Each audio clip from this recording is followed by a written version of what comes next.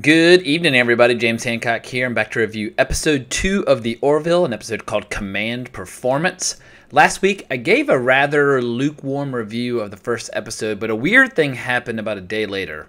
I found myself watching the episode again, and once I got over what I thought the show was going to be, initially I thought it was going to be a Star Trek parody, and just opened myself up to the idea that this show is doing something quite different from that, I suddenly found myself really enjoying it and eagerly looking forward to episode 2. So much so that tonight, when episode 2 was delayed due to a football game, I found myself pulling out my imaginary hair in frustration because I really wanted to watch the show. So whether I want to admit it or not, I think I actually am totally on board with the Orville. And even if Star Trek Discovery is lackluster, I don't really mind anymore because I've got the Orville to enjoy instead.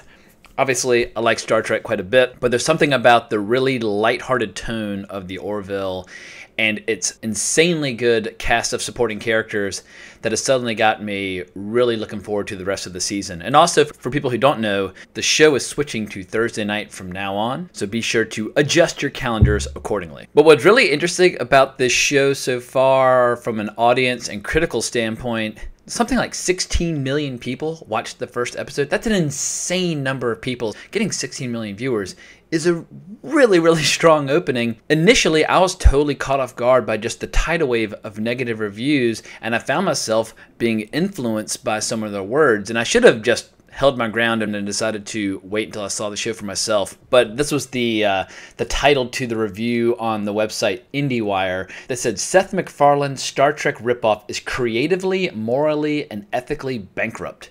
Now, if someone doesn't like the show, more power to them. But to say that the show is morally and ethically bankrupt is so ridiculous and so completely overstating whatever grievances they might have that it basically calls into question whether or not I will ever read a review on IndieWire ever again. Not every show is everybody's cup of tea, but a headline like that strikes me as nothing more than shameless clickbait. So shame on you, IndieWire, and huge thumbs up to the Orville. I'm on your side henceforth. So what I'm really starting to enjoy about the show is that it is not a comedy. It has pretty traditional Star Trek scenarios that have to be explored, but with just an overall light tone. Even when a situation gets grim or gets tough, you'll have people falling back on pretty goddamn funny slang or observations. And if I have one criticism of Star Trek from time to time, is that it can be a little stately and a little serious. It is nice to see a show that explores a lot of the same ideas, but lets you let your hair down. It's basically a lot like eating ice cream, and then you happen to find out after the fact that it's also nutritious. So let's get into some of the specifics of this episode. I'm not going to do a full plot recap because it's just not that kind of show where you really need to dissect all the little details, but it is a great premise where Bortus, who comes from a single-sex species, has laid an egg and he needs to sit on it for 21 days, so he's excused from his duties. So rather than him being placed in charge when Ed Mercer and Kelly Grayson have to leave the ship, they leave Alara Katan in command, and this episode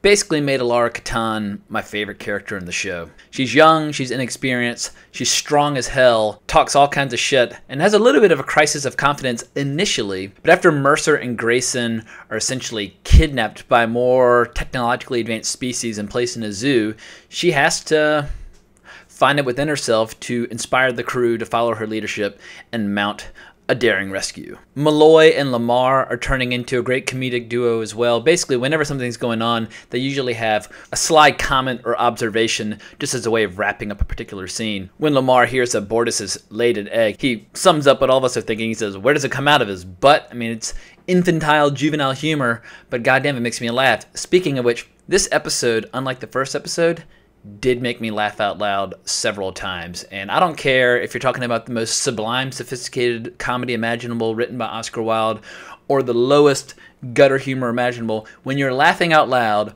a show is doing its job. But even better than that, the show actually also has a little bit of heart. Kelly Grayson, the character played by Adrienne Palicki, she actually is managing to win me over and get me interested in the marital strife between her and Ed Mercer. Initially, Seth MacFarlane was my least favorite aspect of the first episode, but luckily there is a giant cast of supporting characters, most of whom are pretty damn good. So who knows, Adrienne Palicki might successfully be so damn strong that she might even bring me around to liking Seth MacFarlane again.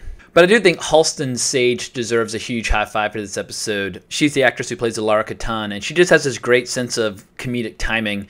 At one point when she announces to the crew that she's been given orders from the Admiral not to mount a rescue attempt of Ed and Kelly, she says basically that the Admiral can bite me.